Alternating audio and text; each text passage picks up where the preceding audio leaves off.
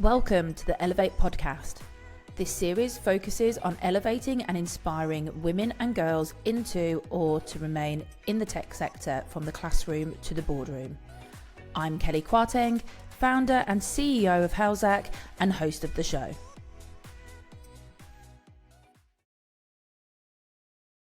Welcome to Elevate Women in Tech podcast, where we have powerful conversations about moving the dial on gender equity within the technology sector.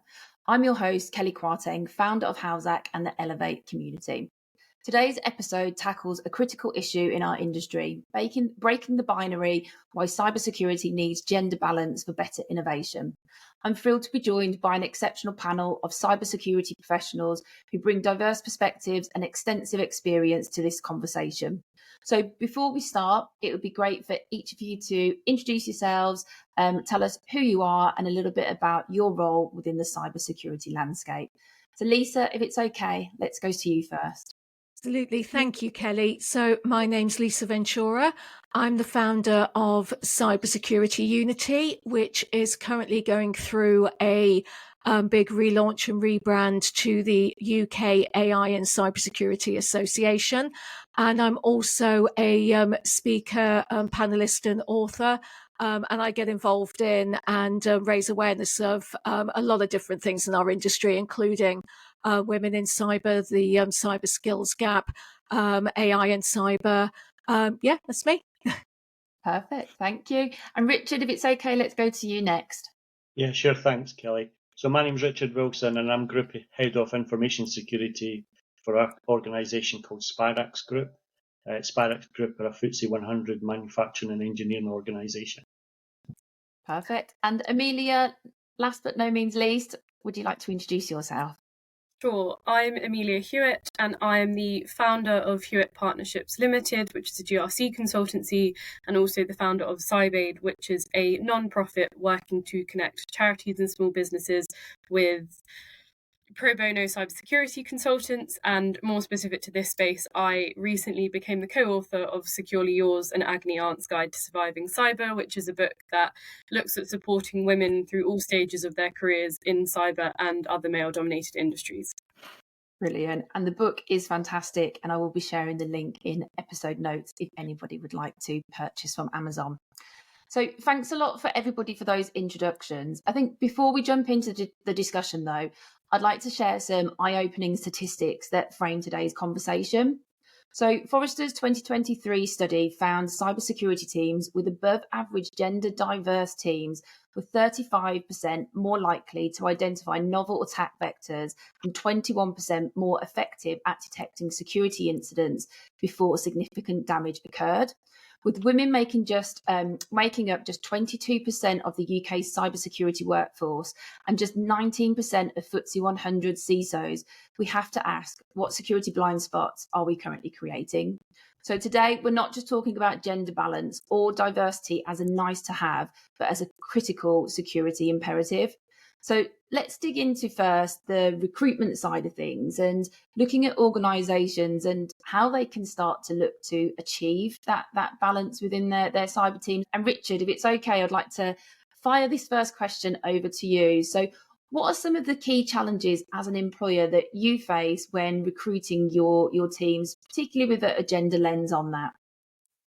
Yeah, I mean, one of the kind of challenges I would say is that, the overriding challenge is that there are too many people out there that are trying to do us harm compared with those that we've got available to help us protect and prevent these kind of things. So it's always been a challenge within the cyber area about getting talented individuals into organisations.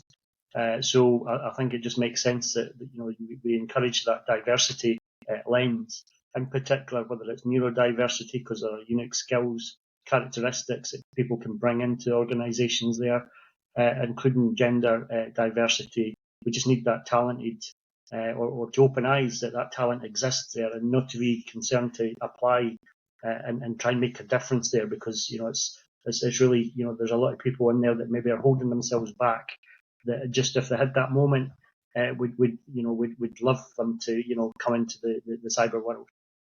I think in terms of the points that you raised there, I think sometimes it's that fear of the unknown. People hear the word cybersecurity and could get put off by that. And I think when we look at the bigger picture for the industry talent gap, the UK cybersecurity skills gap is estimated to involve tens of thousands of unfilled positions, and approximately 50% of businesses reporting that they have technical cyber vacancies that they just can't fill.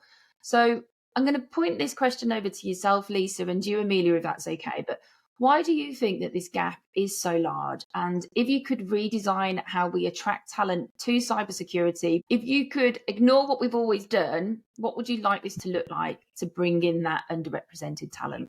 Absolutely. So from my perspective, I see a lot of the industry trying to fill, it's fast evolving with talent, and that's grown through quite sort of slow moving and I guess really more traditional channels.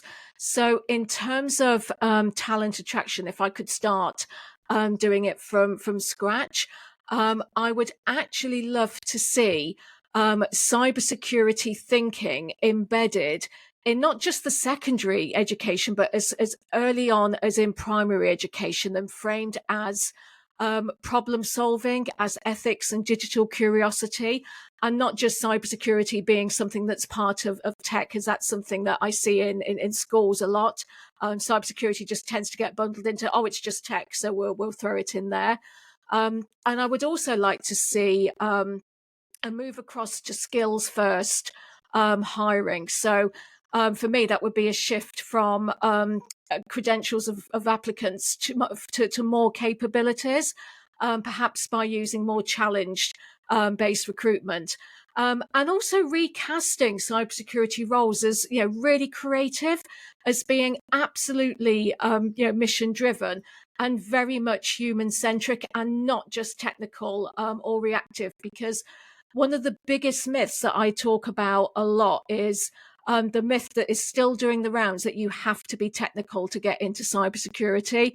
You absolutely don't need to come from that technical background at all. I certainly didn't when I made that move into cybersecurity. So that's some of just the few things that I would like to see. I think at this point as well, I want to mention something around the AI and algorithms that are being used to scan CVs and so on these days, because I'm hearing a lot from a lot of people that are applying for roles that they feel that they've applied because they feel that they've hit 100% of the criteria for the role. And within minutes, they get an automated response saying you've not been selected to go further. And I think there's definitely something within that in terms of AI bias. And it's certainly an area that I would like to see some research into. Just to add to that one there, Amelia, before I bring you in, it's interesting that you mentioned that about the AI platforms for scanning, like the ATSs basically. Yep. And I heard a story, I think it was an event that I was at, and it was a talk, and a CISO, it was a man, applied for a job in his own company for a role which he was more than capable of doing. And he got rejected for not being qualified via his own company portal of ATS, and he was already there working. So it goes to show that actually that human element, I think when it comes to recruiting, it is such a vital part. I think AI can help. But I think if we take it away, we miss those skill-based hiring that you mentioned and everything else, and really getting that talent that's out there and bringing them into the industry. Amelia, is there anything you'd like to add to that? Yeah, so I think Lisa's completely correct around targeting sort of a younger demographic of professionals. But I think in terms of when we think of attracting those of perhaps working age into the cybersecurity industry, for me and in my experience of researching this, not just as part of the book, but throughout my career, it comes down to two factors that we don't always consider, and these are things that I would definitely want to improve upon. Firstly is representation. So we talk a lot about, when we are applying for jobs and when you ask about diversity, you quite often are told, oh, well, we have X number of women in the company, or our percentages are this much. But when you actually dig deeper into that, well, those women are not necessarily doing technical roles or necessarily doing leadership roles. And so it's interesting, and I'm hearing it more now with people looking to get into the industry, is that they're looking for better representation. They're looking to see that they could join that organisation and be supported throughout all stages of their career as a woman, because there are lived examples of that happening. The second one, which we see more of now, is the incentivisation piece. So if we're looking to attract women into organisations, we really need to rethink how we talk about benefits within a company. So for example, not every woman wants to have or can have children, but if your benefits that target women are all around care and family responsibilities and nurseries and electric vehicles, that isn't actually very inclusive to all women. So I think we need to also consider, how do we attract talent by having the right incentives? We would like to do training, we would like to have career development, we would like to have schemes that support us, that are not just targeted to us as potential parents eventually. And I think that's really important, and something I'm seeing more of in my generation and the generation below me, is that when you're interviewing for a job, there's a lot more that you are also interviewing them as an employer. And so I think that's something that's really important to think about, is actually, what do female professionals want in an organisation, as opposed to what do we think you want as an employer. That's a great perspective. The working world has changed, and I think the generations coming through, spot on, they want something very different, and let's not assume, and let's make sure we can bring them in and get them to stay. I think building on themes that we've just spoke about there, and we spoke a little bit about traditional paths. I think, Lisa, you mentioned it, to join the cyber industry, you don't have to come from that computer science background. It's about the skills and it's about the competencies that people have. I'm curious to explore, for those that have been in the hiring kind of seat. So, Richard, I know obviously you hire, and I'm sure the others have been involved in hiring processes. What diverse backgrounds or unexpected backgrounds have you seen bring valuable security insights to organisations? And how can we better recognise and support those talent from those non-traditional talent pools to bring them into the industry, to bring them into your teams? Is that one for me, Kelly? Sorry. Yes, please. Yeah, just remind me. So basically, I just wanted to touch on neurodiversity again, maybe, and also the gender part. So if I firstly, touch on neurodiversity, and this is a kind of example, if you like, for the personal element. So one of my youngest son, he's formerly been assessed as having dyslexia, and we call this his superpower now. But basically, his ability to see patterns, far surpasses mine. And what I mean, why am I giving that example, is that, he's now readying up for his college cyber certification. He's been on a journey that's different to my kind of academic journey, and he's readying up for that. And why I mention that is that there was moments in time, he would be sitting on the naughty desk with naughty children, and he would come back to my wife and I and say, in tears, why me on the naughty desk? Am I naughty? And it's because they didn't know how to teach him, in the kind of the stream that he was in. So, moving him to, specialist areas to get that. He's absolutely in a fantastic place now that he's going to ready, to move on with his career aspirations now. So I just, encourage that neurodiversity part here. I know that, having been a cyber leader and looking at cyber analysts, threat hunters, I know, enough about their role that I know his skill will be really well sought after, when he's ready. So there's a bit of neurodiversity there. But I just wanted to bring another, again, a real life story in terms of gender diversity. So I remember an organisation I worked for a few years ago. I had a security operations leader, female, young mum, and basically she was struggling with being a single parent, balancing the work, balancing home life. And she said, "Look, I need to resign." I had a coffee. I went up to see her near the home, and we just had a coffee. And I said, "Look, if I was able to reduce your hours, if this is the only reason that you're having to leave, why don't we reduce hours, reduce days, 3 days a week rather than 5, for example?" We just had a discussion around that, and we said, why don't we agree to just test that for 3 months, see how you get on. And we maintained that talented individual, and then we went back up to 5 days when she was ready. And I now know that she's a a director level, senior leader in security operations for an organisation. So again, these are areas that you could easily, if you didn't want to put the effort in, lose that talent pool. 2 examples, and that's just 2 examples. I'm sure there's millions. Definitely. And I think, it's great to hear Richard as the leader in that moment, actually taking the time to stop, think, and actually ask what it was that she needed. There's that crazy stat that's out there that 50% of women leave the industry before the age of 35. This is why, because they're not being heard and then they're not being supported. And I think that's a great example of how within your workforce, within your team, you could advocate and give her what she needed. And now look where she is. She is that role model for the future females that are coming through within that cyberspace. So that's absolutely brilliant to hear. And thanks for sharing the story, both from the neurodiverse side of things and also for gender as well. I think if we shift the focus slightly about future pipeline, we mentioned it a little bit before about the gap.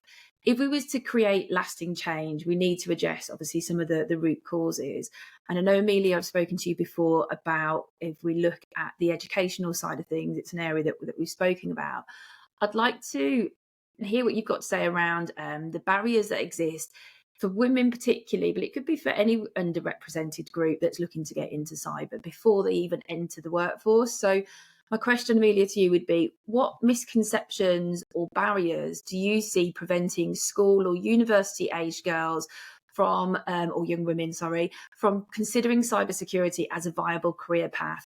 And how might industry leaders and educators address these challenges to capture that interest earlier and to make sure they want to join? Sure. So yeah, I'm very passionate about this.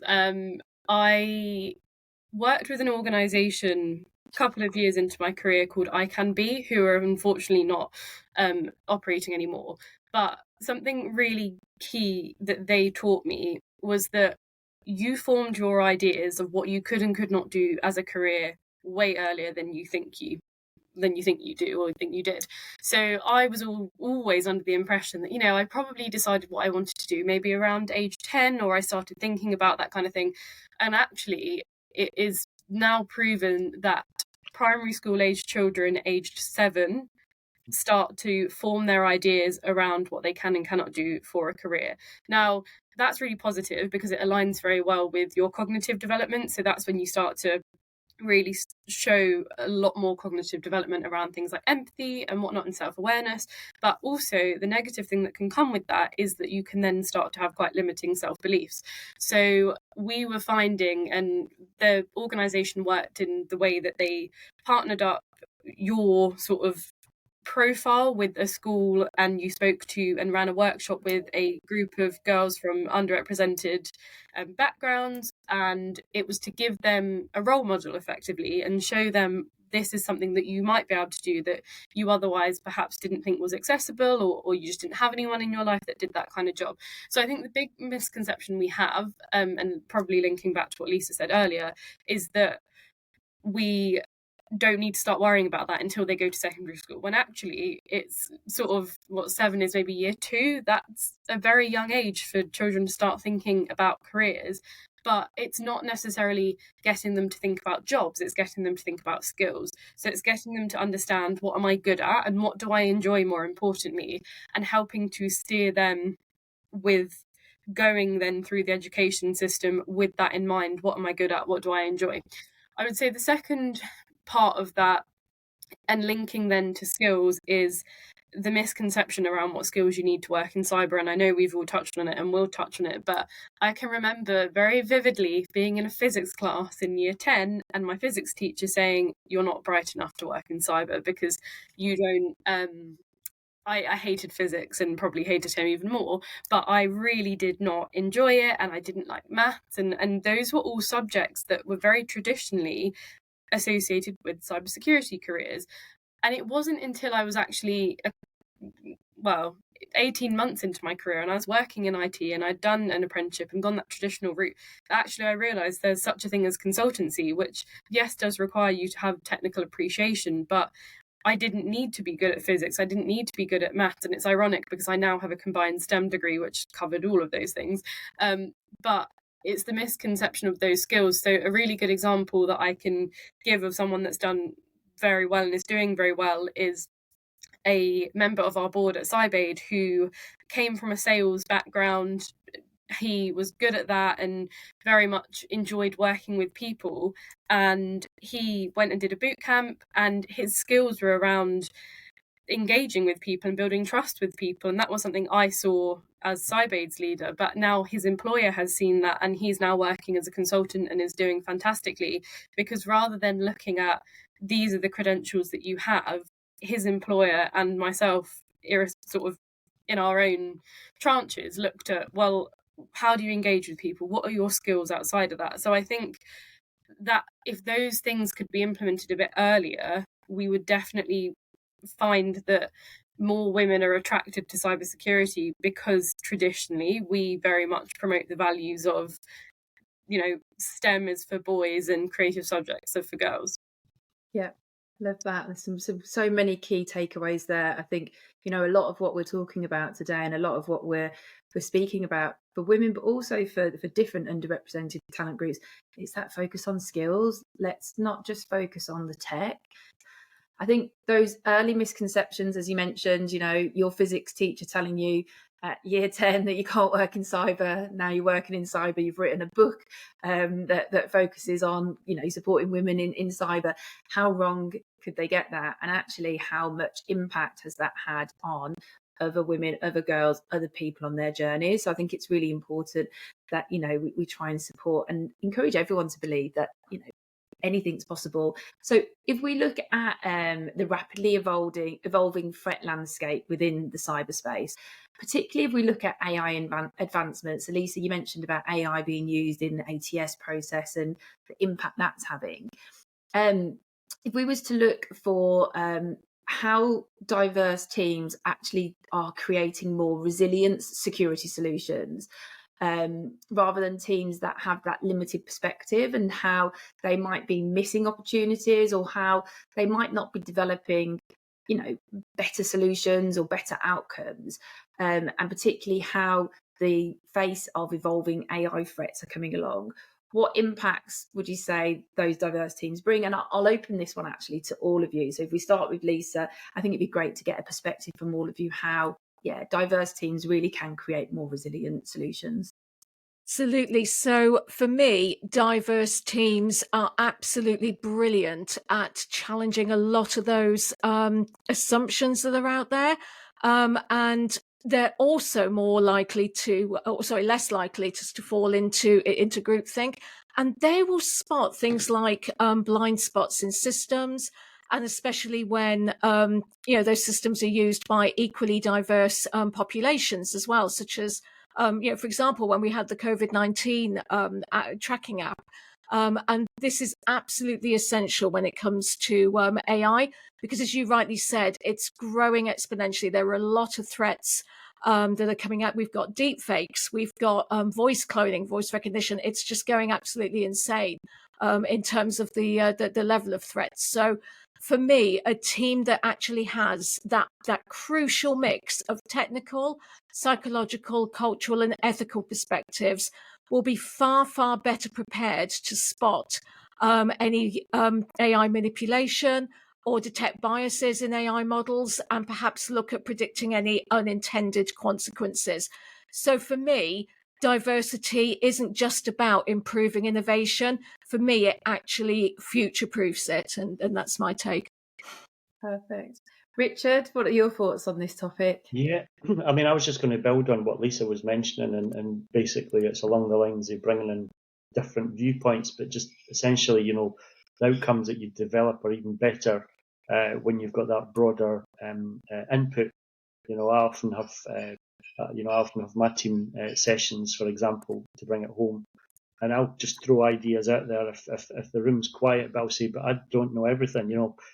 Challenge it, build on it, come with your own ideas. I'm just starting the conversation, but I just find that with that broader thought process being added to it, you sometimes a near miss is missed.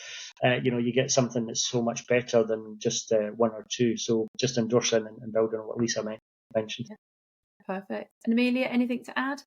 Yeah, I thought Richard was going to say this, so I'm glad you didn't. So that I didn't have to scramble for something to think of. But I also think, often when we talk about cyber resilience, and talk about diversity, we kind of fail to consider what the threat looks like. And so when I asked you all to think of a hacker, you were probably thinking of a man. And that's because that is the narrative, and that is often been the case. But how can we mitigate threats that are going to become more diverse? There are going to be more threat actors from diverse backgrounds, with a workforce that is all from the same lived experience, the same anyone, a workforce that just looks the same, I guess, and sort of behaves the same. And so I think that diversity of perspective is really important, because we always make the joke that about certifications, that, well, your threat actors don't have certifications. And, that's so true, is that we put a lot of emphasis as an industry on being resilient means standardization, when actually that's not what the other side is doing. And so perhaps we almost take a bit of inspiration from there, in understanding that actually, in order for us to be a more resilient workforce, we need to consider that it doesn't necessarily mean taking one approach. Even if that approach has worked historically, it may not work in a year or 5 years' time. I think to kind of bring us towards the end of this episode now, we can't talk about recruitment if we don't talk about retention. So often the companies that I work with, and the companies that I spend a lot of time with, they were like, we've done so much work, we've got much more diverse talent coming in, we're hiring more diverse people, and then they forget to think about the retention side of thing. And I think putting more emphasis on retention, putting more money into retention is so important, and it's crucial for being able to keep those workforce in, once you've done all the hard work and going out and finding them, attracting them, and making them want to join the organisation. So Richard and Lisa, I'm going to pass this one to you guys, I think. Amelia, feel free if you want to add in. But how can organisations create environments where women particularly, but all talent, genuinely want to come, they want to join, and they actually want to build long-term careers, rather than just simply passing through organisations? So Richard, should we start with you on this one? Yeah, sure. I would just encourage organisations to think of the bigger picture. It doesn't matter. I can give you an example. My organisation's got a fantastic caregivers allowance, and what that means is if you're a caregiver to a family member, you're non-leave impacting holiday. You've got time that you can devote to providing care to a member of the family or a distant member of the family. No ifs, buts, and doesn't impact your annual holiday, so you can still have R&R time yourself. So just that, I've never had an organisation that's done that before, and it's just little things like that above and beyond the normal, things that you would maybe take for granted. Just have these kind of things in place, that you're not asking for a favour. It's your entitlement. I think it's fantastic in terms of retention, because we all go through life challenges, don't we? Yeah. Just to add on that, because it's a stat that always astonishes me from Invisible Women, is that 76% of the world's unpaid labour is undertaken by women, be it parenting, caring responsibilities. And despite the fact that we know that, and we're all so shocked by it, schemes like yours are actually quite rare, and we don't necessarily see those on a wider scale. So that's definitely something that could be helpful. But also, I guess, healthcare is another one. Is that, as someone that went through a sort of long-term health issue, I was self-employed, and so I never had to worry necessarily what an employer would think. But I can only imagine having to go through that whilst also being conscious of an employer or a client's requirements. And that is definitely something that I can see would push women specifically out of the workforce, because women's health, we know, is very poorly understood and managed within the UK. Definitely. Lisa, I don't know if there's anything you would like to add on, or personal experiences from yourself. Absolutely. So I couldn't agree more. Hearing what you're doing in your organisation, Richard, it's so rare. My personal experience has been anything but that, and I've been in organisations where I had to juggle also looking after my father that's got a rare form of encephalitis. And there were a couple of occasions where I had to just sort of up and get him to hospital because he'd had a seizure or something had happened. And I actually got sort of pulled into a meeting. And when there were other women that had children, that it was, no problem at all when they had to leave at really short notice. And I got pulled into to a meeting and lambasted because I'd left to go and take my dad to the hospital when I should have been in a meeting, and how I really needed to pull my socks up and I should never do that again. And I needed to give much more notice. I left the organisation because I'm like, how can I give notice of my dad having a seizure? For goodness sake, it's impossible. So I think I would love to see more emphasis on people like myself. I don't have any living children, but I have had those sort of other caring responsibilities. But there's always that assumption that it's okay for women that have got children to just sort of be able to up and go as they should be able to. But just that bit of flexibility for other people within the business and making it inclusive for all. But in my experience, it definitely hasn't been, and it still isn't, unfortunately. No, I can definitely say there's steps. A lot of companies are making good strides towards this. I think it's just that continuous focus and that continuous looking at what people are doing and taking good tips from everybody to make, like you said, to make workforces truly inclusive for everybody, regardless of gender, race, ethnicity, whatever it may be. Everyone feels welcome to be them. We're right at the end of the episode now, so I've got one final question for each of our panel guests.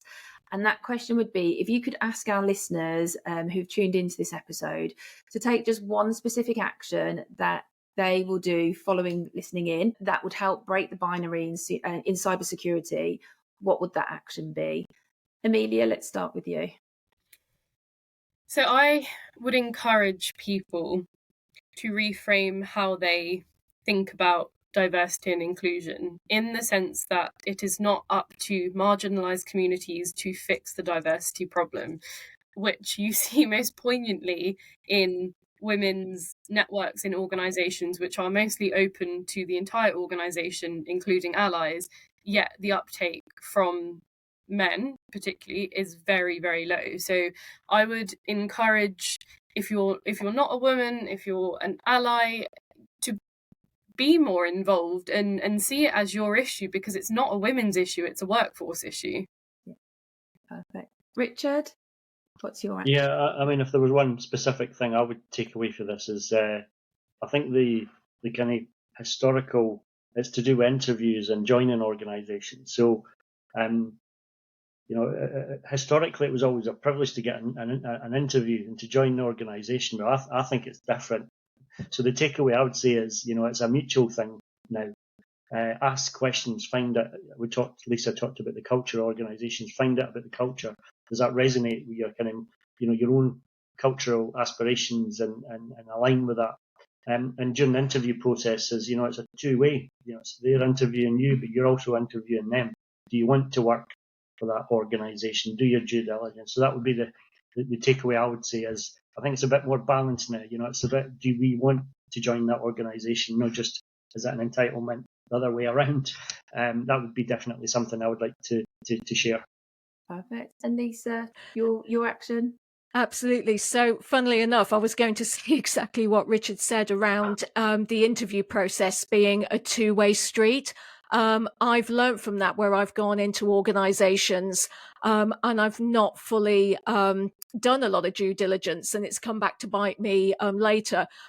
Believe me, I do that with an absolute fine-tooth comb these days, but it is so important. You're not just being interviewed for the position; it's your chance to interview them and find out if the role and the culture and the organisation fits with your values and your aspirations. So for me, it's a critical part of the recruitment process for sure. Perfect. Well, thank you all for joining today. Lisa, Amelia, Richard, you've been great. Thanks for sharing your valuable insights. But we are right at the end of the episode. So, thanks again for joining.